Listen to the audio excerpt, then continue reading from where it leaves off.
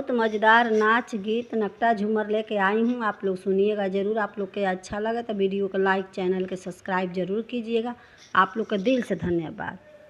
दारू पी पी के घरवा पियवा रोज आवेले, दारू पी पी के पियवा घरवा रोज आवेले। सासू कैसन तोहर बेटा बाणे गरियावत रहेले, सासू कैसन तोहर बेटा बाणे गरियावत रहेले। दारू पी पी के घरवा पियवा रोज आवेले, दारू पी पी के घरवा पियवा रोज आवेले। सासू कैसन तोहर बेटा बाणे गरियावत आवेले, सासू कैसन तोहर बेटा बाणे गरियावत रहेले। रखले बाणे सोवत दिनों रात बतियावेले, रखले बाणे सोवत दिनों रात बतियावेले। मुर्गा के पार्टी रोज होटल में मनावेले, मुर्गा के पार्टी रोज होटल में मनावेले। आवताणे घरवा त चलती चलावेले, आवताणे घरवा त चलती चलावेले।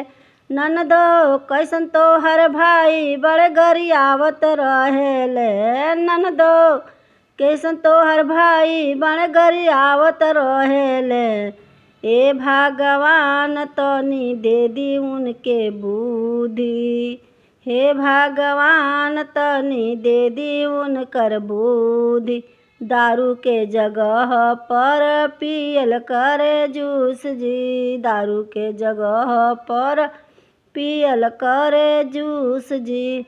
कुछ कहले पखिया दिखावत आवेले, कुछ कहले पखिया दिखावत आवेले, कुछ कहले पखिया गुड़ेरत आवेले, कुछ कहले पखिया गुड़ेरत आवेले।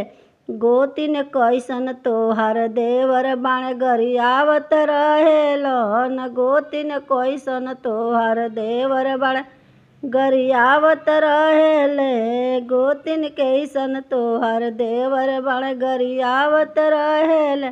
दारू पी के घरवा पियवा रोज आवेले, दारू पी के घरवा पियवा रोज आवेले।